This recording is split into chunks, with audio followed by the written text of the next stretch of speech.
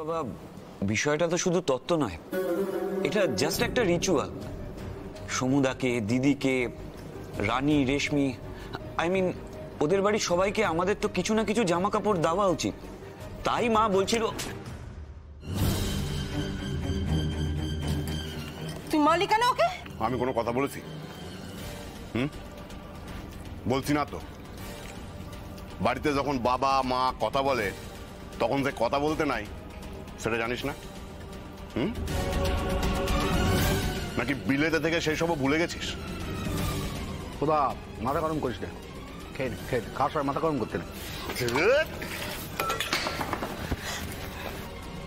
শান্তি হয়েছে? ছেলেটা না খেয়ে উঠে গেল। আর আরেকটা ছেলে যে খেতে বসে মার খেলো, ও আপনার ছেলে নয়? মার খাওয়ার মতো কাজ করেছে তাই মার খেয়েছে। দাদা শাসন করেছে। কেন করেছে? বড়দের মুখে মুখে কথা বলেছে। সময়ের বাড়িতে জামা কাপড় না পাঠালে তার পেটের ভাত হজম হচ্ছিল না। ভুলটা কি বলেছে? এটুকু তো করতেই হয়। আচ্ছা, তাই নাকি?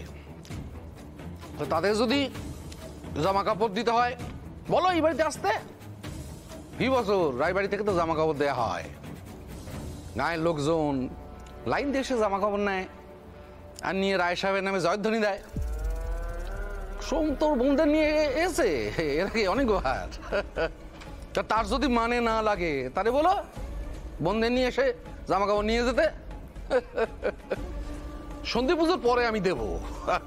ছি, আপনি কি চান আপনার মেয়েও লাইনে দাঁড়িয়ে আপনার থেকে জামা কাপড় নেবে? না, আমার মেয়ে লাইনে দাঁড়াবে না। সে এই বাড়িতে চলে আসবে চিরকালের মতো।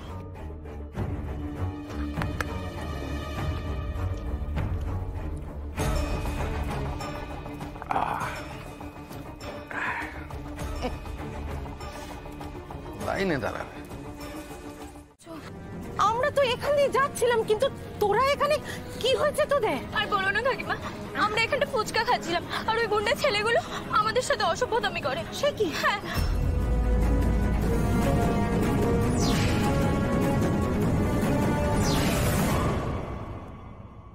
আর ওই পার্বতী শ্বশুর বাড়িতে যে কাজ করে ও আমাদেরকে বাঁচিয়েছে। সে কি কাজ করে? হ্যাঁ, কাজই তো করে। বাড়ির সব কাজ করে, দোকানের সব কাজ করে। আর দেখো, প্রয়োজনের সময় কেমন নিঃস্বার্থভাবে হেল্পও করে।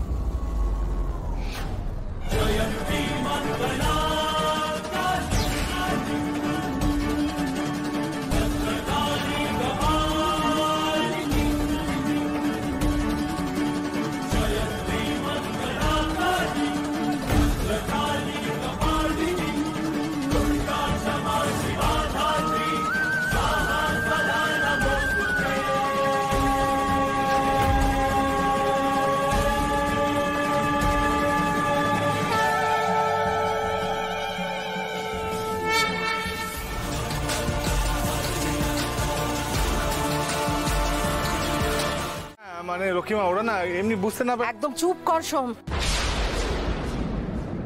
ও হলো সোম, ও আমার সোম।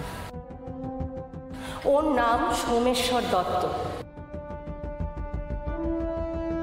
ও আমার পারুর ধর্মসাক্ষী করে বিয়ে করা স্বামী।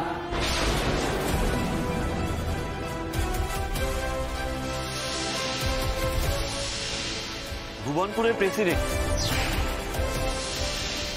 আমাদের গ্রামের সকলের প্রিয়, দাদামণি।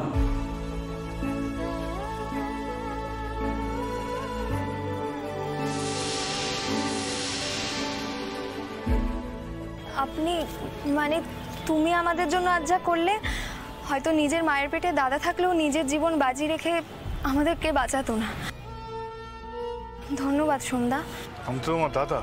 আমরা তোমার সাথে বাড়ির কাজের লোকের মতো ব্যবহার করেছি। ছি ছি ছি ছি, আমি ভাবতেও পারছি না।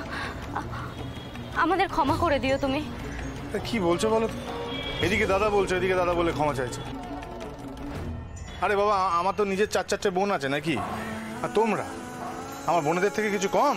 কিন্তু আমরা একটা জিনিস বুঝে উঠতে পারছি না, যে পার্বতী আমাদের সাথে এই প্র্যাকটিক্যাল জোকটা কেন করলো।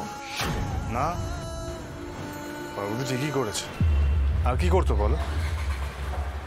আমাদের বিয়েটা সেটা তো কাকতালীয়ভাবে হয়ে গেছে। নাহলে কোথায় পার্বতী আর কোথায় আমি? কোথায় পার্বতী শহর থেকে ডাক্তারি পাস করে এসছে, আর কোথায় আমি এখানে ভুবনপুরে একটা মুদির দোকান চালাই। শোন, এসব কি বলছিস তুই? পারু যদি তোর ভেতরটা একটু দেখতে পারতো, তাহলে ও বুঝতে পারতো তুই ওকে একটু সুখী রাখার জন্য, একটু ভালো রাখার জন্য কি কি করতে পারিস। আর তাই আমার মনে হয় ওর মতো দুর্ভাগা আর কেউ নেই। এইরকম স্বামী যদি কোনো মেয়ে পায়, তার আর কি চাইবার থাকতে পারে বলতো? চলো সন্ধ্যা, আমাদেরকে যেতে হবে এবার, আমাদের দেরি হয়ে যাচ্ছে। কোথায় যাবে তোরা? এই তো সবে এখানে এলি, পুজোটা থেকে যাবি না? সেই ইচ্ছে তো ছিল কাকিমা, কিন্তু আমার মনে হয় কি পার্বতীর সেই ইচ্ছেটা নেই গো। একটা কথা বলবো?